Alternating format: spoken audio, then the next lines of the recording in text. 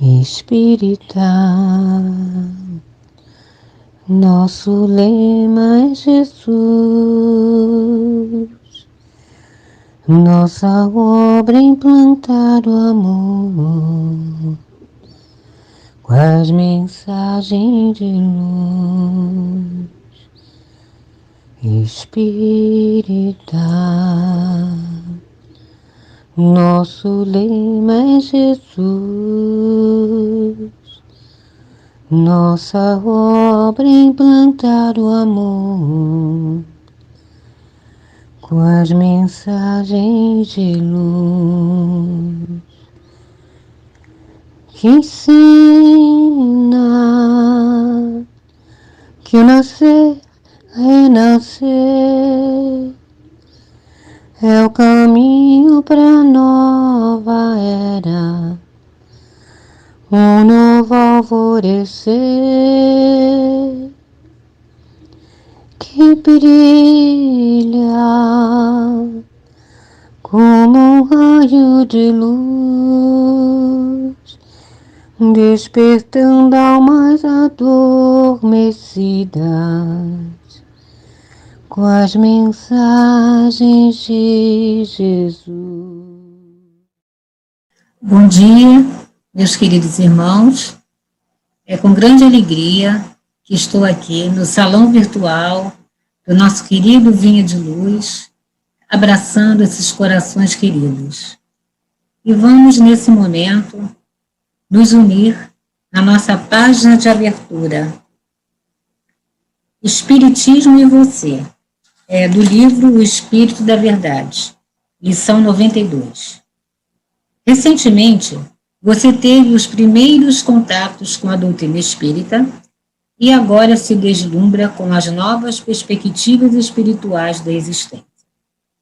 Ideais redentores, relações pessoais enriquecidas, conversações edificantes, leitura nobre, promissores ensejos de servir à fraternidade. Tornar-se espírita não é santificar-se automaticamente. Não significa privilégio e nem expressa cárcere interior. É reencarnar-se moralmente, de novo, dentro da própria vida humana. Urge sustentar perseverança e paciência na execução justa de todos os deveres. Evite arrancar abruptamente as raízes defeituosas, mais profundas de suas atividades. Empreenda qualquer renovação pouco a pouco. Espiritismo é claridade eterna. Gradue a intensidade da luz que você vislumbrar, para que seus olhos não sejam acometidos pela cegueira do fanatismo. Muitos irmãos nossos ainda se debatem nas lutas de subnível porque não se dispuseram a aceitar a realidade que você está aceitando, mas também outros muitos palmilharam o lance da experiência que hoje você palmilha, e nem por isso alcançaram êxitos maiores na batalha íntima e intransferível que travamos conosco em vista da negligência a que ainda se afazem.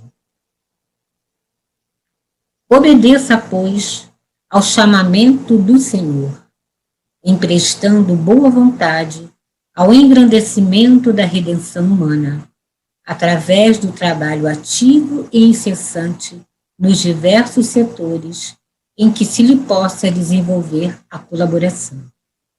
Conserve-se encorajado e confiante. Alegria serena em marcha uniforme é a norma ideal para atingir-se a meta colimada. Eleve anseios e esperanças, tentando sublimar emoções e cometimentos. Acima de tudo, consolide no coração a certeza de que a revelação maior é aquela que nos preceitua o dever de procurar com Jesus a nossa libertação do mal. E em nosso próprio benefício, compreendamos a real posição do Mestre como excelso condutor de nosso mundo, em cujo infinito amor estamos construindo o reino de Deus em nós. André Luiz. E vamos então, queridos irmãos, nesse momento, elevar os nossos corações e as nossas mentes nessa conexão com Deus, nosso Pai. Pai de infinito amor e bondade, aqui estamos nós, Pai querido, agradecidos porque o Senhor nos oferece, no dia de hoje, mais uma chance de estudarmos juntos mais uma de tuas lições tão valiosas. Que possamos, meu Pai amado, com a sua ajuda, com a ajuda dos teus mensageiros da luz, dos nossos amigos espirituais, que possamos, a cada dia, conseguirmos abrir um pouco mais os nossos corações e nossas mentes para captar e assimilar as suas mensagens, os seus ensinamentos. Abençoa e ilumina a todos nós. Se conosco hoje, agora e sempre. Graças a Deus. Iniciando então o nosso estudo de hoje, que fala sobre o item 4, do capítulo 17, os bons espíritas. Analisando inicialmente a música que nós colocamos no início, espírita, nosso lema é Jesus. Nossa obra é implantar o amor com as mensagens de luz. Antes de nós falarmos sobre o espírita, vamos falar um pouco sobre a doutrina espírita. A doutrina espírita é uma doutrina religiosa, filosófica, mediúnica e modelo espiritualista de moral cristã. E foi codificada por Allan Kardec, que era o pseudônimo do pedagogo francês Hippolyte Léon Denisard Rivail. E Kardec codificou as obras básicas da comunicação espírita. E no livro Vivendo o Evangelho, volume 2, na lição número 219, tem um texto muito bonito falando sobre essa atitude de Kardec, né, da codificação da doutrina. Chama-se Gratidão a Kardec. Quando o mundo ele estava sem acreditar em nada, desconsiderava a aceitação, né, da existência de Deus, Kardec, então, trouxe, através do Livro dos Espíritos, a luz sobre a imortalidade da alma e trouxe esclarecimentos sobre o que era a fé raciocinada. Num outro momento, quando a humanidade estava toda tomada, né, pela superstição, supervalorizando o sobrenatural, Kardec então veio e descortinou, descerrou o mistério da doutrina espírita, mostrando o mundo espiritual, esclarecendo sobre o fenômeno mediúnico por intermédio do Livro dos Médiuns. Em outra ocasião, quando o desespero tomava conta das pessoas e que já nem sabiam mais o que era amor, caridade, fraternidade, Kardec trouxe o Evangelho segundo o Espiritismo, trazendo os ensinamentos de Jesus e trazendo também consolo para os corações aflitos naquele momento. No momento em que o mundo se apresentava cheio de medos sobre o mistério do que aconteceria depois da morte, e ao mesmo tempo se mostrando intoleráveis, né, intolerantes as religiões naquele momento, no livro Céu e Inferno, Kardec falou sobre as penas eternas, esclarecendo sobre a justiça divina e a misericórdia de Deus. E na obra A Gênese, Kardec explicou de uma forma bem clara, simples, a origem da terra e do homem, do bem e do mal, explicando sobre os milagres e as predições de Jesus, e num momento em que havia assim, muita confusão relacionada às religiões e aos seus preceitos. Codificando a doutrina espírita, Kardec simplesmente abalou, ele sacudiu o conhecimento humano na época, convidando a ciência e a filosofia a virem conhecer além do véu, o mais além.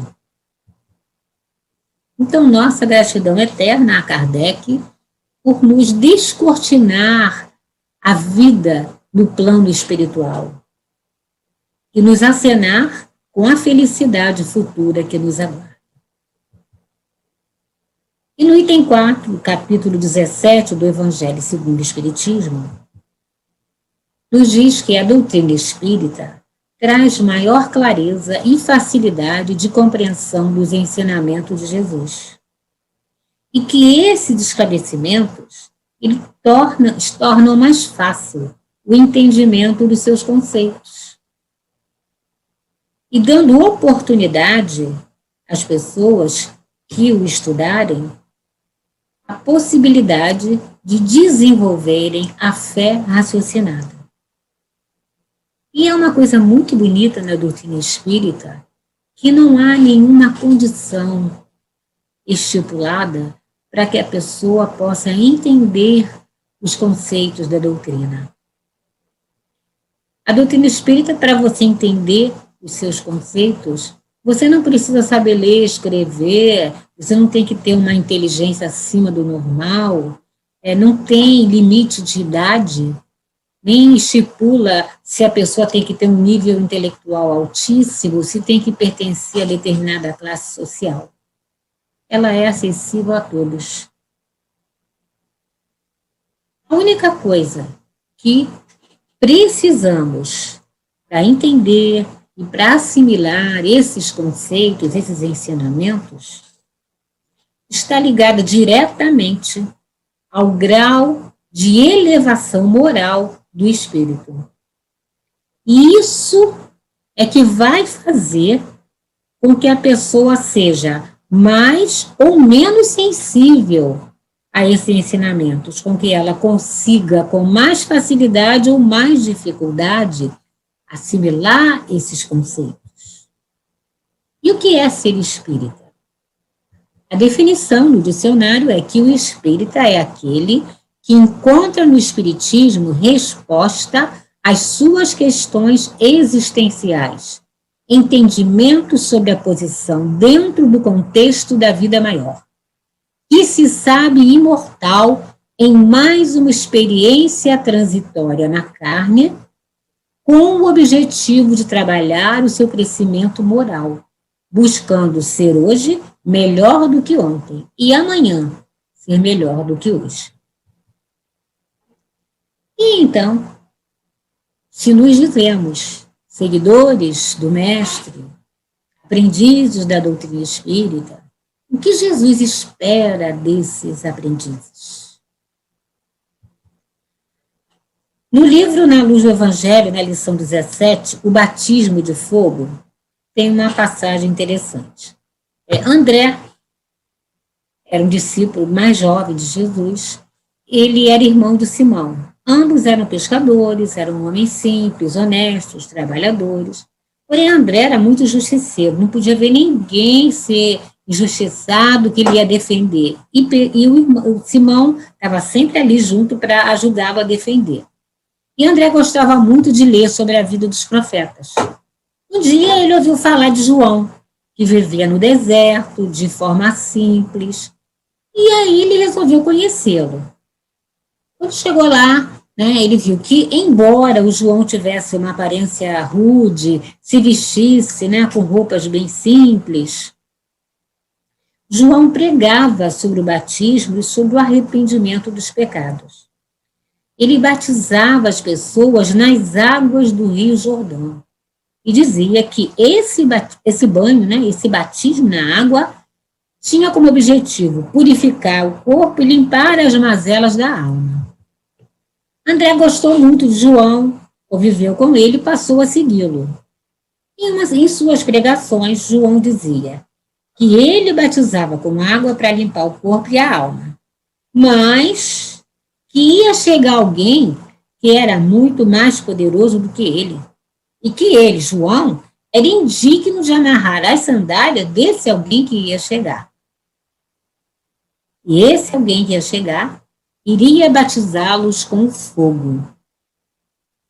André, então, continuou com João, ouviu aquilo ali que ele falou sobre batismo de fogo, e ficou ali na companhia de João, esperando um dia para conhecer o Messias que ia chegar. Quando ele conheceu Jesus, gostou também e passou a segui-lo. Lá um belo dia perguntou a ele: Jesus, o que é o batismo com fogo? E Jesus respondeu assim: o batismo de água que João faz com que o homem reconheça que é pecador e se disponha a se esforçar para mudar. Esse é o primeiro passo que vai prepará-lo para um outro batismo decisivo, que é o batismo de fogo.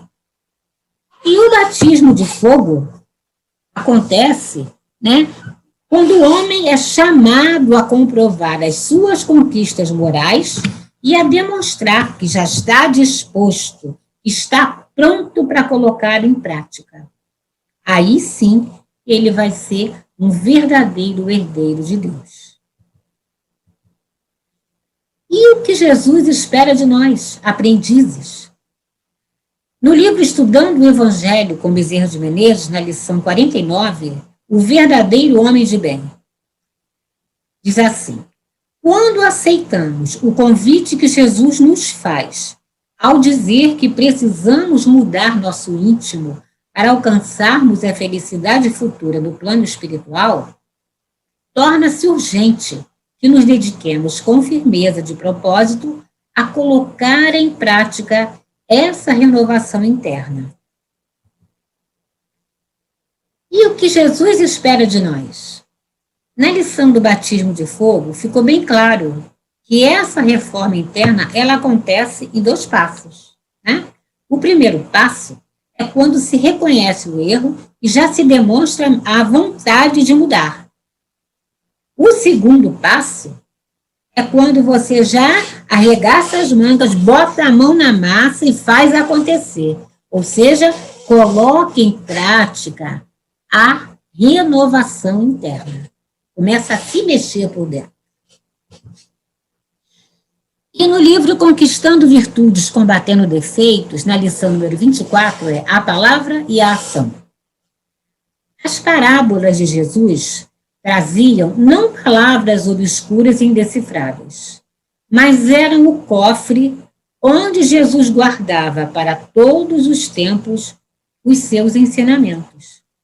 E tão sabiamente o fez que até hoje estão à nossa disposição, como se tivesse saindo da sua boca diretamente para nós nesse momento. Ação. É importante, é agradável, muito bom estudar os ensinamentos de Jesus, ler, falar sobre eles, escrever, palestrar, é ótimo.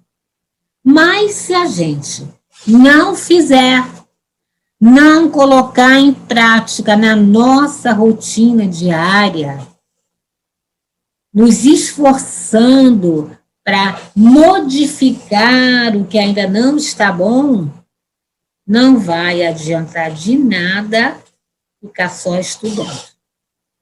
Conhecer é ótimo, importantíssimo, mas fazer é muito mais importante. Falar como se deve fazer é lindo, mas fazer, isso é que vai mostrar que você está mudando. ou não, né? Dependendo de como você faz, como você se comporta, você vai estar mostrando se você está mudando ou não. Como saber se nós estamos fazendo tudo direitinho? No item 4, capítulo 17 do Evangelho, diz assim: aqueles que ainda se comprazem, né, com os prazeres do mundo material, que têm uma visão limitada, só consegue enxergar aquilo que está vendo com os olhos do corpo, enxergo aqui e agora. Não sentem vontade de mudar a sua maneira de ser, o seu jeito de ser. Por que não tem vontade? Porque acha que está bom, porque acha que está certo. Isso é normal, está tudo bem. Então, pode estar se comportando de uma forma errada, mas a pessoa tem uma visão distorcida. Para aquela pessoa, aquilo ali está tudo bom. Esse é o jeito certo de fazer as coisas. E assim, ficam cada vez mais se afastando de Deus. Ainda não consegue, né, mexer no seu coração para limpar, para fazer aquela faxina tão necessária, né, para fazer a limpeza, fazer um coração ficar brilhando, limpinho, puro. Por quê? Porque ainda está preso às suas fragilidades morais, às suas falhas. Esse ainda não consegue ser um aprendiz da doutrina espírita. E ainda no item 4, né, do capítulo 17, aquele que entende que as paixões terrenas já não são mais a sua prioridade, esse já começou a captar as mensagens do Mestre Jesus. Ele já está conseguindo a ler nas entrelinhas espirituais. Ele já consegue que as palavras de Jesus, os ensinamentos, eles ecoem dentro do seu coração.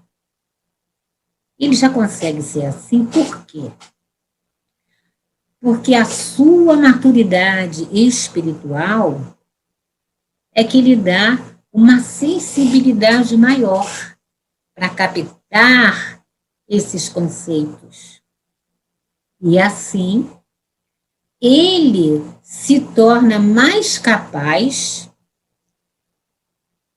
de conseguir fazer a sua renovação interna, corrigir as suas falhas, consertar aquilo que não está bom, vencer as suas imperfeições.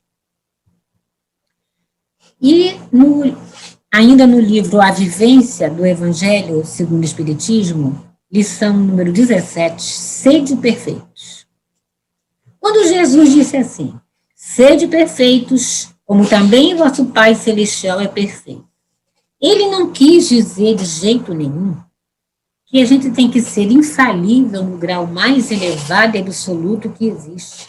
Ele não disse que a gente tem que se ajeitar todinho para ficar lá no topo da escada da hierarquia espiritual. Não, não é isso.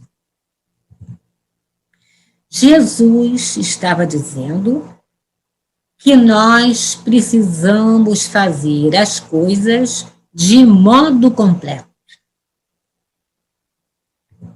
E que coisas são essas que a gente tem que fazer de modo completo? Amarmos de forma completa. Como é amar de forma completa? Nós não conseguimos amar por inteiro. Por quê? A gente só consegue amar determinadas pessoas. A gente não ama todo mundo. A gente ama os nossos amores.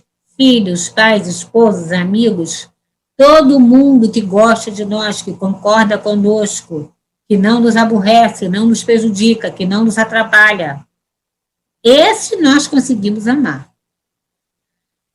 Nós não amamos por completo, nós amamos pela metade, porque a gente não ama todo mundo, não é isso?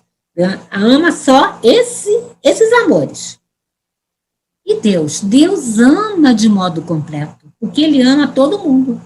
Ele não faz distinção de um ou de outro, não faz. Por isso, meus irmãos, por esse amor sem cobrança, que engrandece e aperfeiçoa acima de tudo, a quem dá, é que Jesus ultrapassou o limite de sua incomensurável grandeza e passou a assumir o comando do nosso planeta. E, finalizando então o nosso estudo de hoje, vamos ouvir, enxergar além do que os olhos físicos enxergam, vamos aceitar a sugestão de Jesus. Vamos fazer uma força para amar como Ele nos amou. Amemos sem esperar recompensa, a não ser aquela que nós mesmos vamos colher, porque fomos nós que fizemos, por onde. Vamos procurar ser perfeitos. A gente não precisa estar no topo da escada. A gente pode estar subindo devagar, porque a gente vai conquistando dia após dia essas condições melhores de se transformar internamente, de conseguir amar do jeito que Jesus está falando, de modo completo. Aos que nos amam e aos que não nos amam, aos que nos odeiam, nos prejudiquem, querem nosso mal. Só dessa forma é que nós estaremos realmente seguindo Cristo e criando em nosso próprio benefício o nosso verdadeiro progresso espiritual, galgando a escada da nossa evolução dia após dia. Então, meus irmãos queridos, chegou o momento da nossa despedida hoje, e antes disso eu quero deixar um abraço muito grande, muito carinhoso para Nelícia Maceió. Parabéns pelo Vinha de Luz, essa casa maravilhosa que eu amo muito. Um beijo no coração de todos. E vamos então unir nossos pensamentos, nossos corações, em conexão com Deus, nosso Pai, para a nossa prece de encerramento do nosso estudo do dia de hoje. Beijo no coração de todos. Pai querido, como somos felizes pelo presente que o Senhor colocou na vida de todos nós aqui, que é a doutrina espírita em nossa vida. Esse conforto, esse consolo, esse alento que o Senhor nos traz todos os dias, através de tudo que vivenciamos, através de tudo que recebemos de suas mãos tão carinhosas. Obrigada, meu Pai amado, muito obrigada. Que o Senhor continue, Pai querido, a nos ajudar, a nos fortalecer, a nos ajudar a ficar cada vez mais capacitados para conseguir um passinho de cada vez que seja, trabalhar, tijolinho por tijolinho, dentro dos nossos corações, para conseguirmos um dia fazer essa transformação total, essa nossa renovação interior. Abençoa, Pai querido, a todos nós aqui reunidos nessa sala virtual. Traz o conforto, o consolo, o aconchego a todos os corações aflitos e doridos. Se conosco, Pai querido, hoje, agora e sempre. Graças a Deus. Espírita, Nosso lema é Jesus, nossa obra é implantar o amor com as mensagens de luz. Trabalhar pela unificação de mãos dadas como amigos, porque somos irmãos unidos na luta contra o mal, envergando a bandeira da paz universal, espírita. Nosso lema é Jesus, nossa obra é implantar o amor com as mensagens de luz.